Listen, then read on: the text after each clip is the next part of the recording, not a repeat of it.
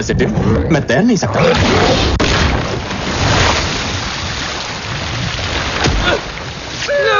हाँ, मैंने कहा था ना मेरा प्लान काम करेगा।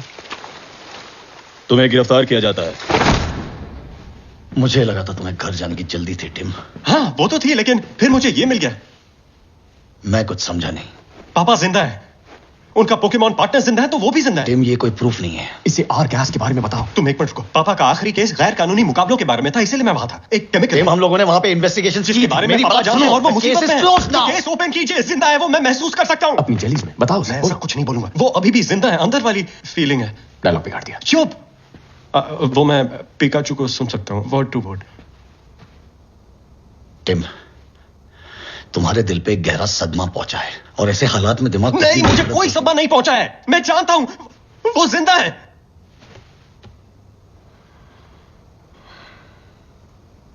मैं कभी तुम्हें ये दिखाना नहीं चाहता था और मेरे ख्याल से अब ये तुम्हें देखना चाहिए।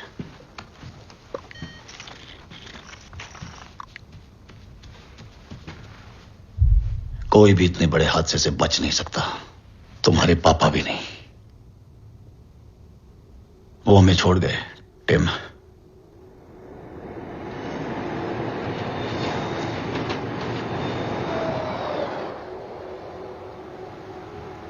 उनके साथ वक्त बिताना चाहिए था। तुमने कुछ कहा? मेरी मां के गुजरने के बाद हमारे बीच दूरियां बढ़ गईं, और वो यहां आ गए। रूठी हुई खामोशियों से बोलती हुई शिकायतें ज्यादा अच्छी होती हैं। काश मैं बोलता। क्यों नहीं बोला? लगा वो मुझसे प्यार नहीं करते। उनके बिना रहने की आदत हो गई थी। मुझे अकेला छोड़ने के लिए मैं उन्हें माफ नहीं कर पाया आज तक। लेकिन जब यहां आया तब महसूस हुआ उन्हें मेरी परवाह थी। पर अब क्या फायदा, मैंने उन्हें मौका ही नहीं दिया और अब बहुत देर हो चुकी है।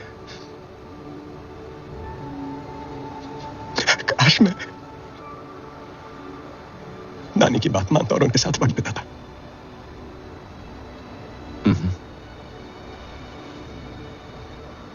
सुनो बेटा, मेरा दिमाग कैजुअल लीव पर है, पर इतना बता सकता हूं, इसमें तुम्हारी गलती नहीं है। इसमें किसी की गलती नहीं है। और अगर तुम्हारे पापा यहां होते तो ऐसी जादू की चप्पी देते कि तुम्हारे गुर्दे बाहर आते और फिर वो अपनी गलतियों के लिए सॉरी कहते। उन्हें तुम पर फक्र होता बेटा।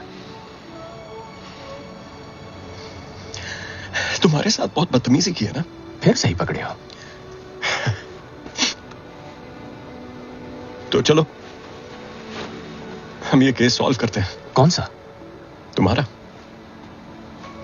याददाश्त का केस सुलझाते हैं और उसे वापस लाते हैं। हाँ सही कहा, ये केस सुलझाना पड़ेगा। पक्का विलन की गाड़ी है।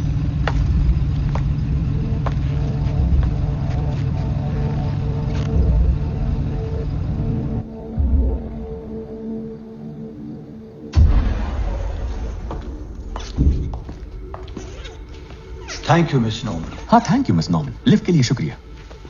लगता है आज मौन व्रत है। प्लीज आइए। अद्भुत जीव है ना ये?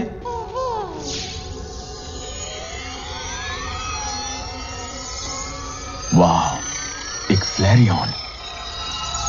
जरा सोचिए, अपने सर्वश्रेष्ठ रूप में और वो भी बेहतरीन गुणों के साथ खुद को पाना।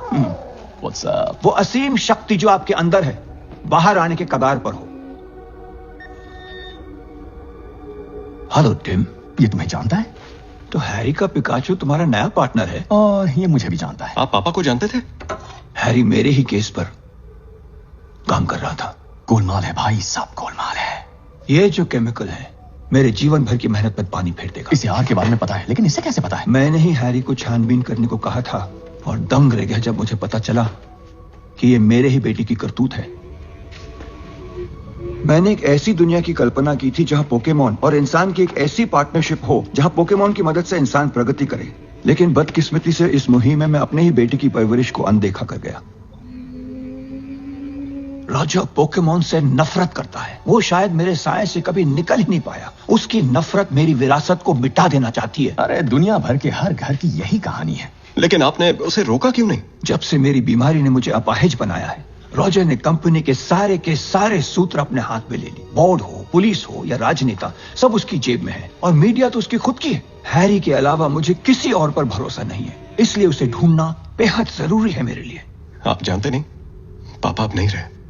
ओ नो टिम, तुम्हारे पापा जिंदा है।